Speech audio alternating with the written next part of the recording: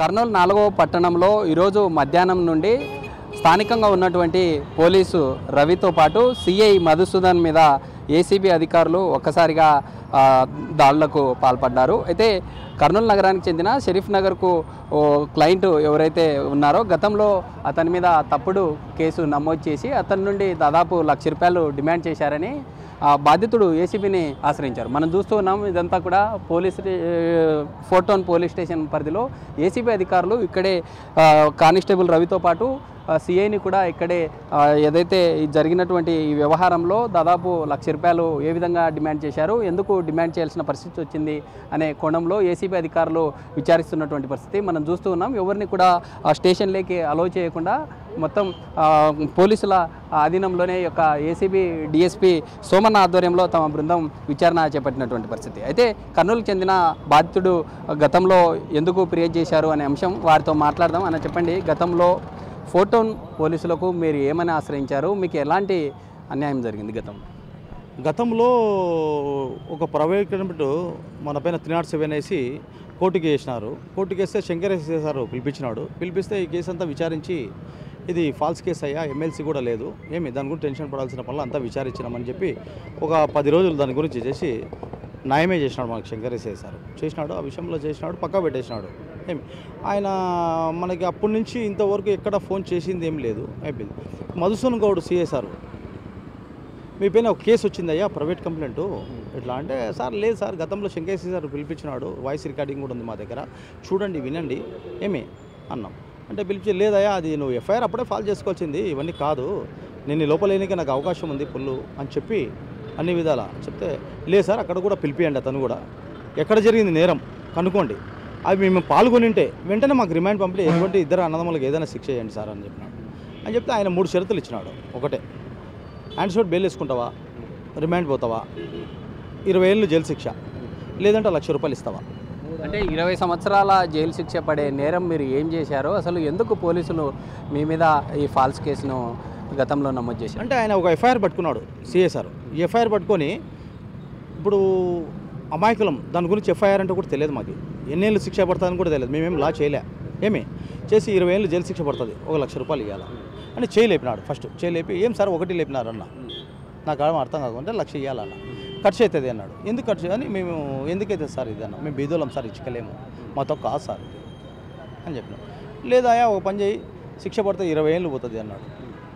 అన్న మేము కాళ్ళు మొక్కుతాం సార్, కళ్ళు కూడా మొక్కినాం సిఏ సార్, ఆయన కూడా కనిపించాలి. అన్న బిడ్డ కళ్ళు పోయినాయి సార్, కళ్ళు కూడా లేవు సార్, అప్పులు చేసినాం, ఫ్యాక్టరీ అప్పులు చేసి లోన్లు తీసుకొని ఎన్ని పెడతాం, అవే కట్టలేకపోతున్నాం సార్, మీరు విచారించండి, మీరు అక్కడికి వచ్చి మేము ఏదైనా నేరం చేసింటే ఇద్దరు అన్నదమ్ములు లోపలేయండి, ఏం లేదు సార్ అన్న అని ఒక రవి సార్ని దాన్ని పెట్టుకొని ఆయన ఒక పాములక్క వాడుకుంటా సిఐ సార్ ప్రతి సబ్జెక్టుకి వాడుకుంటా అని ఫస్ట్ ఒక 10,000 ఇవ్వండి అన్నాడు.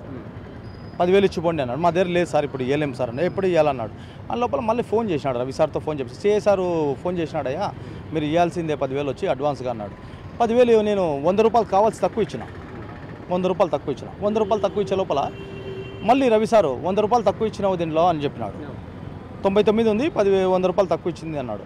వచ్చిన తర్వాత మళ్ళీ మరుసటి రోజు ₹100 ఇచ్చి, ఏం సార్ ఏమైనా తగ్గించుకునేది లేదా సార్, మేము ఫాల్స్ కేసు సార్, మీరు ఇచ్చారని సార్, మా దగ్గర డబ్బులు కూడా లేవు సార్, అట్లా అని అడుక్కుంటా కూడా 10,000 తక్కువ ఇస్తున్నా అని చెప్పి. ఏసీబీ అధికారులను మీరు ఎప్పుడు సంప్రదించారు, ఎప్పటి నుండి ఈ ప్రక్రియ అంతా ప్రారంభమైంది, ఈరోజు మీకు నిజంగా న్యాయం జరిగింది? న్యాయం జరిగింది, ఏసీబీ అధికారులతో చాలా న్యాయం జరిగింది మాకు.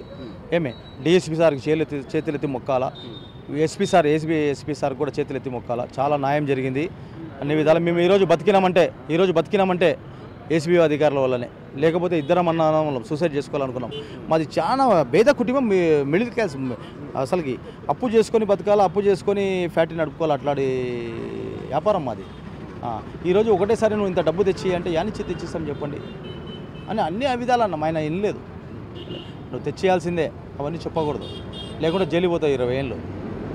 ఇలాంటి వారు చాలామంది ఉంటారు. అంటే ఓవరాల్ మనం చూస్తూ ఉంటాం, పోలీసులు అంటే భయపడి వారు అడిగిన అమౌంట్ తీసుకొని వస్తూ ఉంటారు.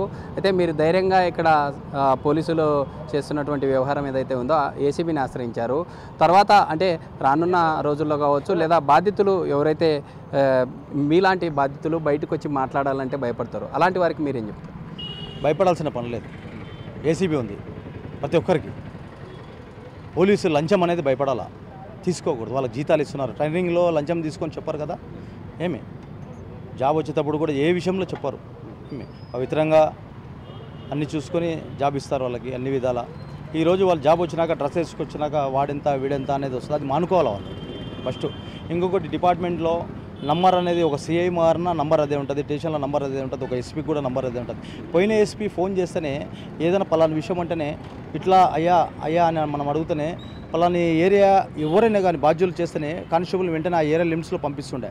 ఈ ఎస్పీ ఫోన్ చేసినా కూడా ఎత్తాడు. అది తప్పు చాలా. ఇప్పుడు రోడ్డు పైన పోతుంటాం, ఆపద జరుగుతుంది, ఎస్పీ నెంబర్ నెట్లో కొట్టినా వస్తుంది, సార్కి మెసేజ్ పంపిస్తాం వెంటనే అని. ప్రాణహాని ఉంటుంది, ఎత్తాలా. మీకు ఫోన్ ఇచ్చేది మీ కుటుంబంలో మాట్లాడనిక కాదు. మీరు జాబ్ చేస్తున్నారు గవర్నమెంట్లో, మీరు మీకు కూడా ట్రాన్స్ఫర్ ఉంది, మీకు కూడా రిటైర్మెంట్ ఉంది, అన్నీ ఉన్నాయి. ఏమి ఫోన్ నెంబర్ అదే ఉంటుంది. మీరు ఎందుకు ఎత్తారు ఫోన్ ఎత్తాలా. వాడు ఆపదలు ఉంటాడు, చచ్చిపోయిన తర్వాత ఏం చేస్తాం చెప్పు. ఏదో క్రియేట్ చేసేది మీరు, అది తప్పది. ఫోన్ ఎత్తండి. ఇప్పుడు దేవుని మొక్కుతాం, దేవుడు రాడు. పోలీసు రూపంలో వచ్చేది దేవుడు. ఇప్పుడు గుడికాడికి పోతాం, దేవుడు అంటే వస్తాడా? అయ్యా ఫోన్ చేస్తేనే దేవుడు పలికేది పోలీసే. ఆ డ్రెస్ ఇచ్చింది దేవుని రూపంలో ఉండేది. ఆ దేవుని రూపంలో మీరే లంచాలు తీసుకుంటే ఒక 4 టౌన్ సూపర్ మార్కెట్ మాత్రం తయారు చేస్తే మానవులు మనం ఏం కావాలో చెప్పు. పేద కుటుంబం ఎవరు చెప్పుకోవాలి ఈ బాధ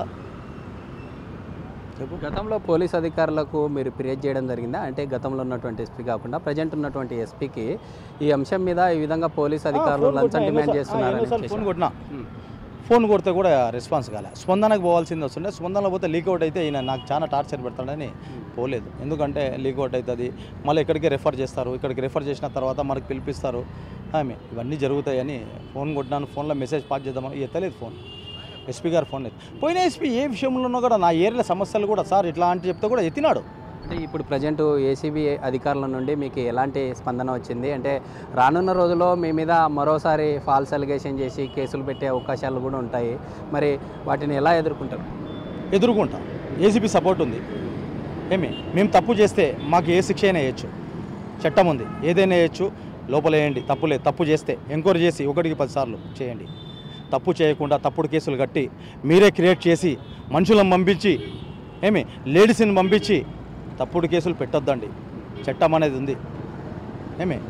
చట్టానికి కళ్ళు లేవనేది అనుకోద్దండి. చట్టంకి ఉంది, అది కొద్దిగా గ్రహించుకోండి. మీరు గ్రహించుకొని పోలీస్ శాఖ అనేది హెచ్చరించుకోండి, అది నడుచుకోండి. మీకు జీతాలు ఉన్నాయి, అన్ని విధాలా బాగున్నారు. మీరు ఆ మాయకులను సతాయిద్దండి. ఎందుకు సతాయిస్తారు? ఆ ఉసురు మీ పిల్లలకు కూడా తగులుతుంది, మీ కుటుంబానికి కూడా తగులుతుంది. మానుకోండి ఇవన్నీ. ఎందుకయ్యా మీకు ఇవన్నీ? హాయిగా నెల వస్తారు, జీతం వస్తుంది, కాలు పైన కాలు వేసుకుంటారు. కంప్లైంట్ నీకు వస్తే గిరాకీ వచ్చా అనుకోద్దండి. బాధ్యుని బాధ వినండి. అది ఎంత న్యాయం ఉందో ఏం కథ అని ఎంక్వైరీ చేయండి. తప్పు చేస్తే కేసు కట్టండి, రిమాండ్ పంపండి. లేదనగా తప్పుడు కేసుని చిత్రీకరించి దాన్ని భూతత్వంలో పెట్టి వీని దగ్గర డబ్బులు కొట్టాలనేది ఆలోచించొద్దండి. తప్పయ్యా. అది మీ పిల్లలకు ఉసురు తగులుతుంది, అది ఏదో ఒక రోజు మీకు తగులుతుంది. మీరు గ్రహించుకోండి, మారండి. ఇప్పటికన్నా మారండి. కర్నూలు జిల్లాల పోలీస్ శాఖ అంతా మారాలా, అన్ని స్టేషన్లు మారాలా. మారకపోతే ప్రతి ఒక్కడు ఇలా తయారవుతాడు, అందరూ ఇదే అవుతారు. మీ కుటుంబాలు కూడా దెబ్బతింటాయి. వద్దు. ఈ ఎదవట ఆలోచిస్తుందండి. మీకు జీతాలు ఉన్నాయి, మీకు ఈ ట్రైనింగ్లో చెప్పరు కదా, ఇవి తీసుకోండి చెప్తారా? ఎగ్జామ్ రాస్తారు, ఉరుకుతారు, పరిగెత్తుతారు. డ్రెస్ వేసుకుంటేనే మీకు ఎందుకు ఆవేశాలు చెప్పు? అంటే మీకు గన్ లైసెన్స్ ఇచ్చినానే, లాట్ ఇచ్చినామనే చెప్పండి. తప్పు. ఇవన్నీ మారండి. మారి మీ పద్ధతులు మీరు ఉండండి, ప్రజల పద్ధతుల్లో ఉంటారు. గవర్నమెంట్కి చెడ్డ పేరు తీసుకురావద్దండి. ప్రతి ఒక్కడు పోలీస్ వచ్చినాక కంప్లైంట్ ఇచ్చినా ఏం గవర్నమెంట్ ఇట్లా ఉందంటే, గవర్నమెంట్ చాలా అభివృద్ధి చేస్తుంది, చంద్రబాబు నాయుడు పరిపాలన చాలా బాగుంది, మీరు చేసినంత మళ్ళీ నెక్స్ట్ సారి చంద్రబాబు నాయుడు దెబ్బతీస్తున్నారు. వీళ్ళే తీయద్దండి అట్లా. ఇది మొత్తంగా చూస్తున్నాం కదా. 4th టౌన్ పోలీసులో రవి కానిస్టేబుల్తో పాటు సిఐ మధుసూదన్ గౌడ్ని ఇక్కడే డిఎస్పీ స్థాయి అధికారులందరూ కూడా విచారిస్తున్నటువంటి పరిస్థితి. అయితే ఉమ్మడి కర్నూలు జిల్లాలో ఉండే పోలీస్ వ్యవస్థలో దాదాపుగా కంప్లైంట్ ఇవ్వడానికి క్లయింట్ వెళ్తే కూడా వారికి ఇబ్బందులు పెట్టే పరిస్థితి ఉంది. అలాంటి పరిస్థితులు తీసుకురావద్దు. ఎందుకంటే రాష్ట్ర ప్రభుత్వం తమకు ఇచ్చినటువంటి నియామకాలు ఏవైతే ఉన్నాయో కేవలం తమకు నెలవారీ జీతాలు కూడా వస్తాయి. కంప్లీట్గా ఎవరైతే ఈ బాధితులు ఉంటారో వారికి ఎలాంటి న్యాయం జరగడం లేదు. పోలీస్ స్టేషన్ అంటే ఫ్రెండ్లీగా ఉండాలి తప్ప ఇలాంటి లంచవతారాలు ఎత్తి అధికారులు ఎవరైతే ఉంటారో వారి తరపున రాష్ట్ర ప్రభుత్వానికి చెడ్డ పేరు వస్తుందంటూ కూడా బాధితులు తెలుపుతున్నటువంటి పరిస్థితి. ఇప్పటికైనా ఉండే కాకీలు ఎవరైతే ఇలాంటి వాటికి పాల్పడుతున్నారో ఆ కాకీలు ఖచ్చితంగా మారాలి. ఎవరైతే బాధితులు పోలీస్ స్టేషన్లను ఆశ్రయించిన సమయంలో పోలీసులు న్యాయం చేయాలంటూ బాధితులు కోరుతున్నటువంటి పరిస్థితి. వీడియో రాజుతో శ్రీరామ్, బిగ్ టీవీ, కర్నూలు నుంచి.